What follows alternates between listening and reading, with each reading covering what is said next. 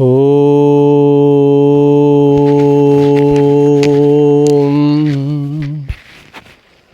నారాయణ సమారంభాం వ్యాసశంకర మధ్యమాం అస్మదాచార్య పర్యంతాం వందే గురు పరంపరాం. దివ్యాత్మస్వరూపులైన ప్రియ ఆత్మ బంధువులారా, మనం కొంతకాలంగా ఈ ఆధ్యాత్మిక ప్రవచనములను జరుపుకుంటున్నాము. ఇందులో భాగంగా ఈరోజు మన ప్రస్తావన ఏమనగా, మరి ధ్యానము, యోగము, జపము, పూజలు, వ్రతాలు వీటిపైన సమగ్రమైనటువంటి విచారణ. ధ్యానం ఎలా చేయాలి, ఎందుకోసం చేయాలి, పూజలు ఎందుకు చేయాలి, ఎలా చేయాలి, ఆత్మవిచారణ చేస్తే ఫలితం ఏమిటి అనేటువంటి మొదలుగా గల అంశములపైన ఈనాడు మనం ప్రస్తావన చేద్దాం. ధ్యానము ఎందుకు చెయ్యాలి, యోగము ఎందుకు చెయ్యాలి, పూజలు ఎందుకు చేయాలి, ప్రార్థనలు ఎందుకు చేయాలి అనేటువంటి అంశం ఈరోజు మనం ప్రస్తావన చేసుకుంటున్నాం. ఒక్క మాటలో చెప్పాలంటే ఇవన్నీ మనస్సును అదుపు చేసి పరబ్రహ్మ సాక్షాత్కారం కొరకేనని చెప్పుకోవాలి మనం. ఎందుకని? ఆహారం ఎందుకు తింటున్నాము అంటే ఆకలి తీరడం కొరకే. మరి ఇంకొక మాట విచారిస్తే జీవించుట కొరకే. అలాగే ఈ సాధనలన్నీ దేన్ని ఉద్దేశించి ఎందుకు చేస్తున్నాము అంటే దుఃఖ సాగరాన్ని దాటడం కొరకే. సంసార సాగరమును దాటి తన స్వరూపమైన పరబ్రహ్మములో చేరిపోవటం కొరకే ఇన్ని సాధనలు మనం చేస్తున్నాం. మరి ఎందరో మహాత్ములు, మహనీయులు గ్రంథరూపముగా మనకు ఈ సాధనలన్నీ పొందుపరిచారు. మరి యోగము ద్వారా ఆత్మసాక్షాత్కారం పొందగలమా, ధ్యానము ద్వారా ఆత్మసాక్షాత్కారం పొందగలమా, ప్రాణాయామము ద్వారా ఆత్మసాక్షాత్కారాన్ని పొందగలమా అంటే పొందలేము. ఎందుకలా మనం చెప్తున్నాము అంటే ఇవన్నీ కూడా సాధనములే కానీ సాధ్య వస్తువు కాదు. ఇవన్నీ గమనములే కానీ గమ్యము కాదు. ఇవన్నీ కూడా కేవలము మనోపరిపక్వతకు చేసినటువంటి సాధనములే కానీ పరమార్థములు కావు. ఇక పరమార్థం అనగానేమి? ముందే ఉండబడినటువంటి తన స్వస్వరూపాన్ని ఏదో కారణము చేత, వాసనల యొక్క ప్రభావము చేత కానీ, మరి మనసు పరిపక్వత లేని కారణము చేత కానీ మన స్వస్వరూపాన్ని విస్మరించాము. వివేక చూడామణిలో జగద్గురు శంకరులు వారు స్వరూప విస్మరణయే మరణము, స్వస్వరూపానుసంధానమే జీవనము అన్నారు.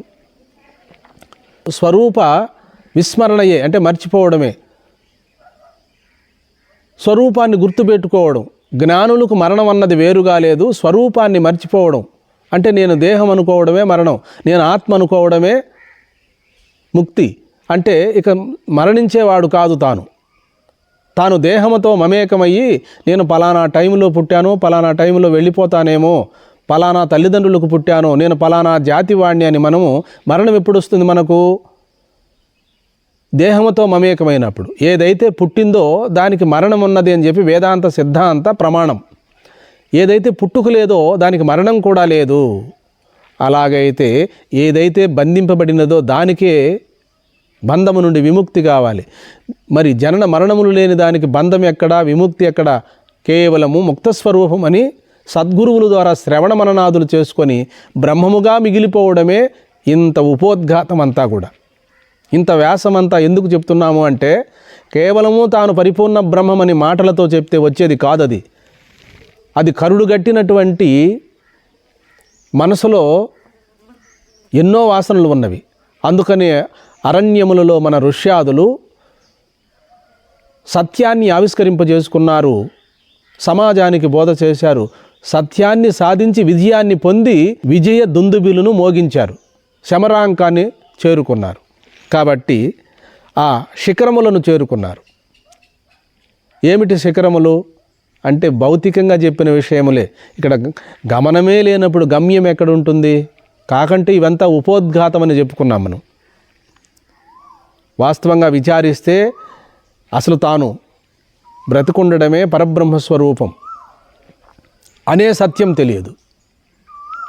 మనం ఎక్కడైనా అరణ్య ప్రాంతాలు కానీ పెద్ద పెద్ద పట్టణాలకు వెళ్ళినప్పుడు దిగ్భ్రాంతి జరుగుతుంది. తూర్పు పరమరగాను పరమర దక్షిణంగాను దిక్కులు స్తంభించి గోచరించవు మనకు. అలాగే మనం ఎవరో మనమేమిటో మనకు తెలియలేదు, మనం మర్చిపోయినాము.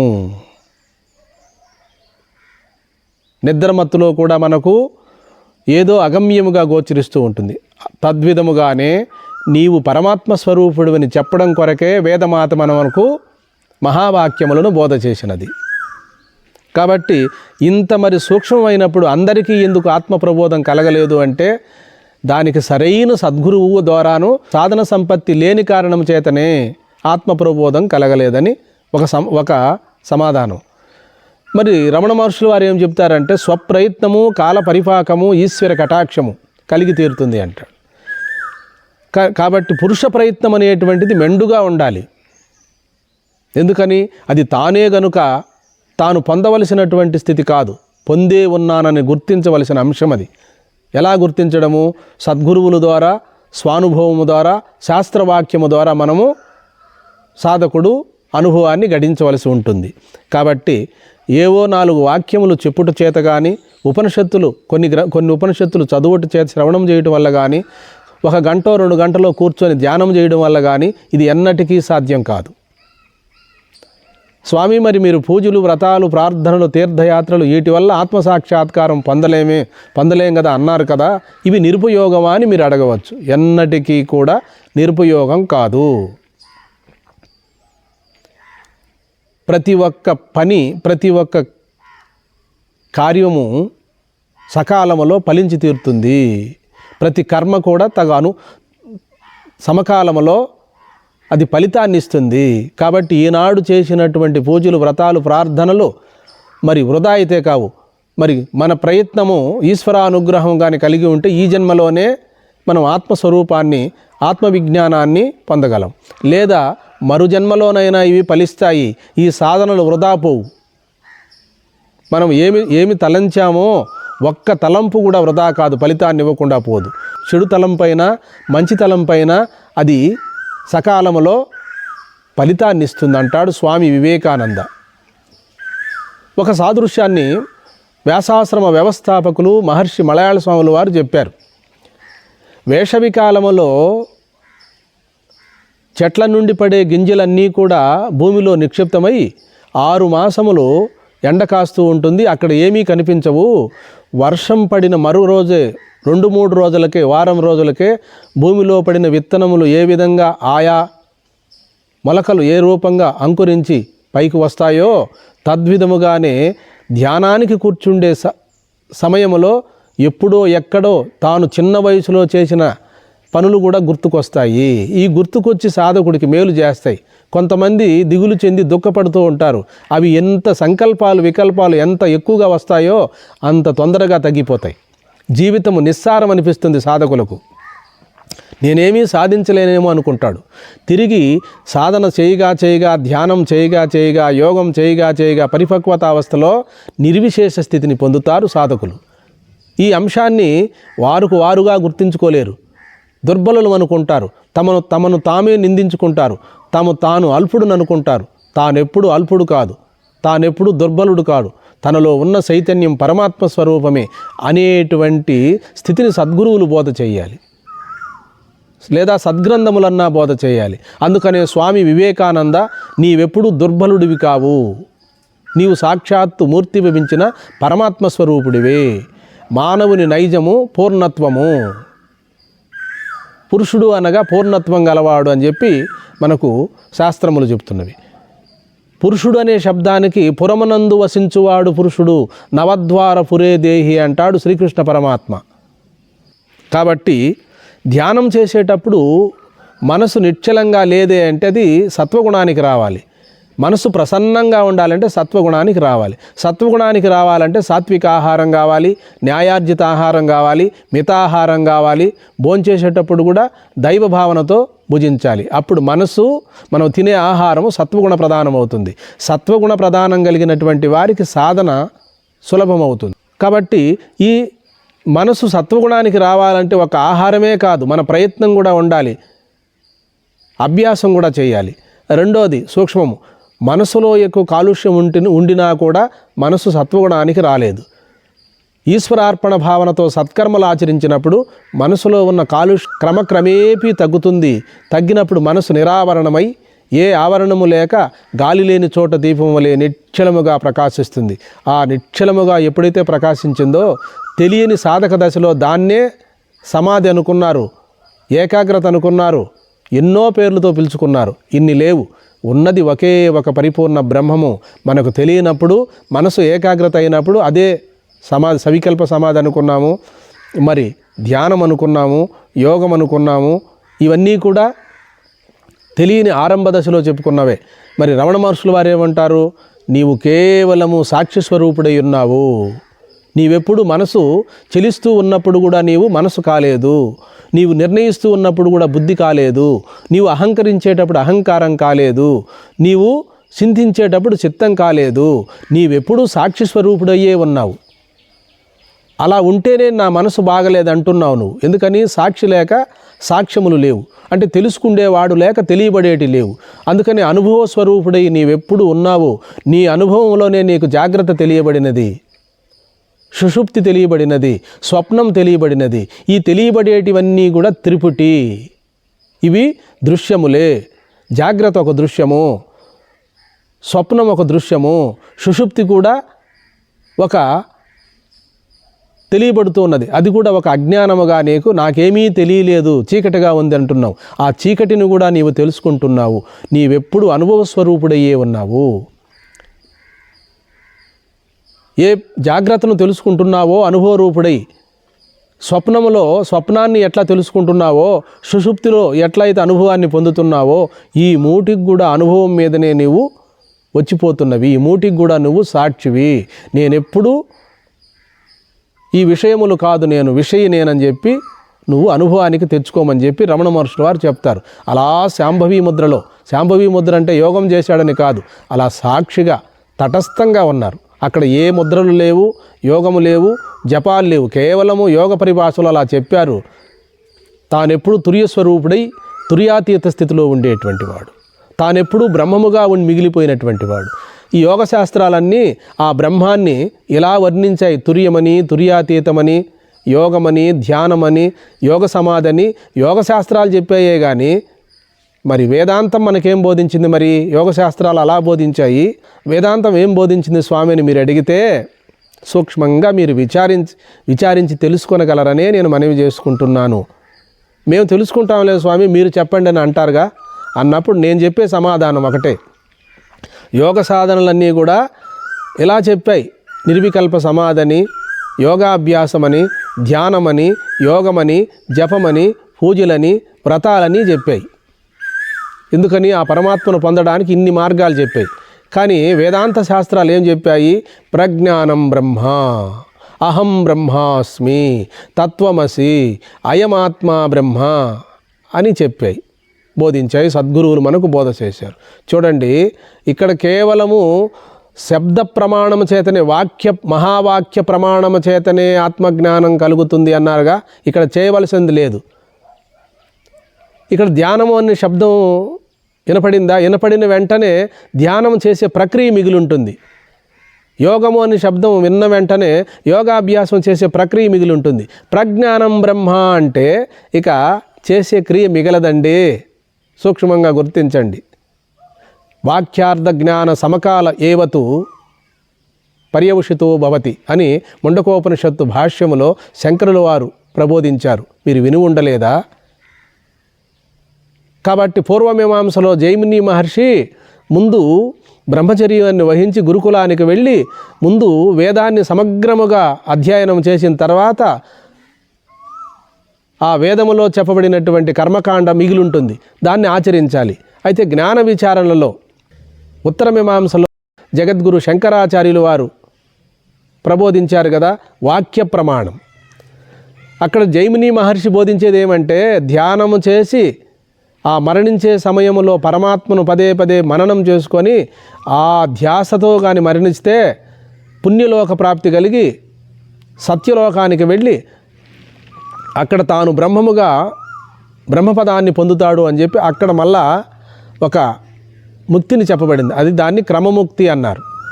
ఇక శంకరులు చెప్పినటువంటిదేమి సద్యోముక్తి అంటే జీవించి ఉండగానే ముక్తస్వరూపుడని గుర్తించడమే ఇది సద్యోముక్తి.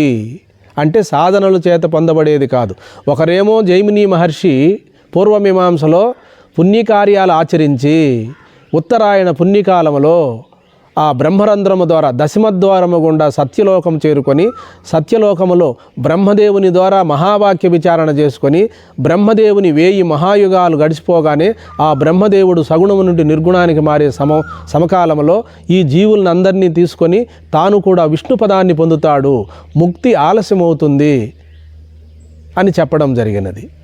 అయితే సద్యోముక్తి ఉత్తర మీమాంసలో శంకరులు వారు సద్యోముక్తి మహావాక్య ప్రమాణము చేతనే ఇప్పుడే ఇక్కడే నీవు జీవించి ఉండగానే నేనెప్పుడూ పుట్టను లేదు, ఎప్పుడూ మరణించడము లేదు, జనన మరణములకు అతీతమైనటువంటి పరబ్రహ్మ రూపుణ్ణి నేనే, పరబ్రహ్మ స్వరూపుణ్ణి నేనే నేను గుర్తు చేసుకొని శ్రవణం చేసే సమకాలంలోనే అధికారికి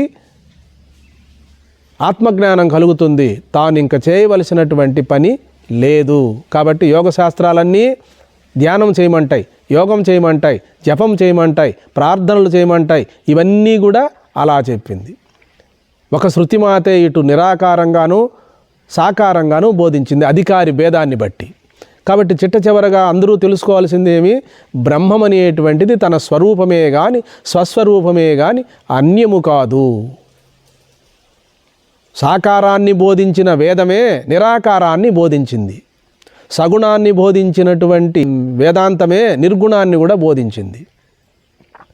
కాబట్టి మనం తెలుసుకోవాల్సిందేమి, సూక్ష్మంగా మనం విచారించి మన స్వస్వరూపాన్ని మనం అనుభవానికి తెచ్చుకోవాలి.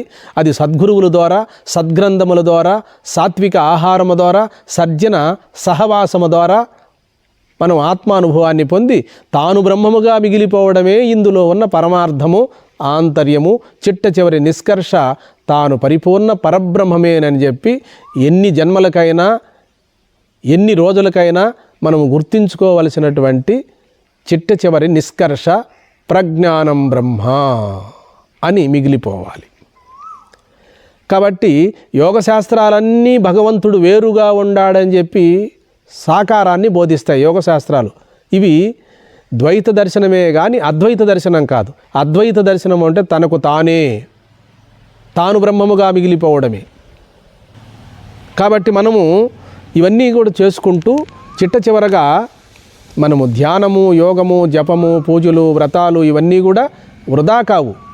వీటన్నిటి పర్యవసానము తాను పరమాత్మ స్వరూపుడని గుర్తించడమే. స్వామి, మీరు చెప్పే ప్రతి ప్రవచనం కూడా మేము విని విసుగు చెందుతున్నాం స్వామి. మీరు చివరగా ఎన్ని ప్రవచనములు చేసినా చిట్ట చివరకు లాస్ట్కి వచ్చేటప్పటికి ఆ విన్న వాక్యాన్ని పదే పదే చెప్పడం వల్ల ఇంకా మీరు బోధించే ప్రతి ప్రవచనం కూడా ఇలాగే ఉంటుందని చూడలేకపోతున్నాం స్వామి అని మీరు అంటారేమో. మీరు అంటారని నేను అనుకుంటున్నాను. కానీ పదే పదే వినడం వల్ల మీకు ఇంతకు తప్ప రెండో విషయం లేదని మీ మనసు దృఢమవుతుంది. మీరు ఇప్పుడే ఈ క్షణమే మీరు ముక్త స్వరూపులు అవుతారని నేను మనవి చేసుకుంటున్నాను. చెప్పిన వాక్యాన్ని పదే పదే చెప్తున్నాను. అయితే మన ప్రవచనముల్లో చిట్ట చివరగా మీరు యోగము, జపము, ధ్యానము, యోగము ఏమి చేసినప్పటికీ కూడా స్వామి మీరు జ్ఞానాన్నే ఎందుకు చెప్తున్నారు అంటే మీకు సులభమైంది, మాకు సులభం కాలేదు కదా అని మన యూట్యూబ్ ఛానల్ చూస్తున్న వారు చెప్తున్నారు. మరి నేను ధ్యానం చెప్తున్నాను, యోగం చెప్తున్నాను, జపం చెప్తున్నాను, పూజలు ఆచరించమని చెప్తున్నాను, తీర్థయాత్రలకు వెళ్ళమని చెప్తున్నాను. ఎవరికెవరికి ఏ ఏ సాధనల యందు అభిరుచి ఉన్నదో అవన్నీ చేయమని చెప్తున్నానే కానీ నేను వాటిని ఎక్కడ చేయకూడదని నేను చెప్పలేదే. మీరు యోగాభ్యాసం చేస్తారా, చేయండి. కానీ చిట్ట చివరి నిష్కర్ష తెలుసుకోండి.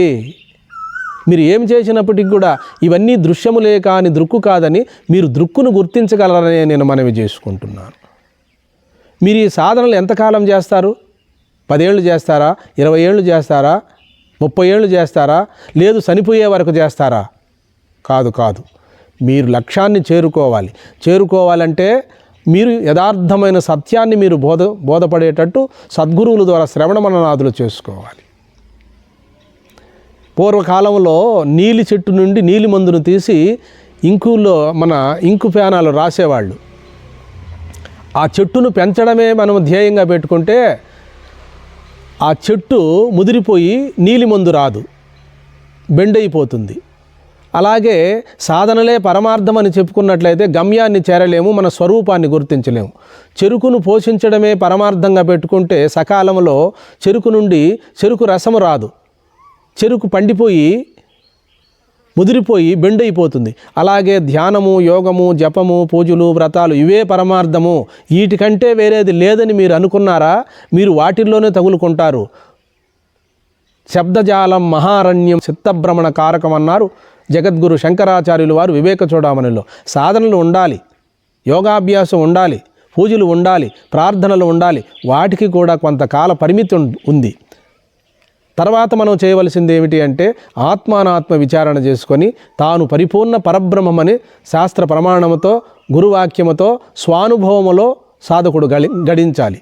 కాబట్టి నేను చెప్పే ఈ ప్రవచనములలో ఏదైనా అక్షర లోపములుండినా, సాహితీయ దోషములుండినా మీరు సహృదయులు మన్నించగలరనే నేను మనవి చేసుకుంటూ, మిమ్మల్ని మీరు గుర్తించుకోగలరని, మీరు ధ్యానం వలన, యోగం వలన, జపం వలన చేయడం వల్ల నేను తప్పు అనను. కానీ మీరు అక్కడే మజిలీ చేయకుండా, మీరు అక్కడే ఆగిపోకుండా, మీలో మీరు చేరిపోయి మీరు పరబ్రహ్మ స్వరూపులు, ముందు మీరు పరబ్రహ్మ స్వరూపులే, ఇప్పుడు పరబ్రహ్మ స్వరూపమే, ఏదో కారణాల వల్ల, ఏదో వాసనల వల్ల నాకు దేహం వచ్చినదే కానీ ఈ దేహం అశాశ్వతము, దేహమునకు సాక్షి అయిన పరబ్రహ్మము నేనేనని చెప్పి నాకు ముక్తి కూడా అవసరం లేదు, నేను ముక్తస్వరూపుణ్ణే, ఏది బంధింపబడినదో దానికి బంధము నుండి విముక్తిగా కావాలి, నేను ఎప్పుడూ బంధింపబడలేదు, నాకు ముక్తి కూడా అవసరం లేదు, నేను ముక్తస్వరూపుణ్ణేనని మీరు గుర్తించుకోగలరని ఇంత ప్రయాసపడి మీకు నేను బోధ చేస్తున్నాను.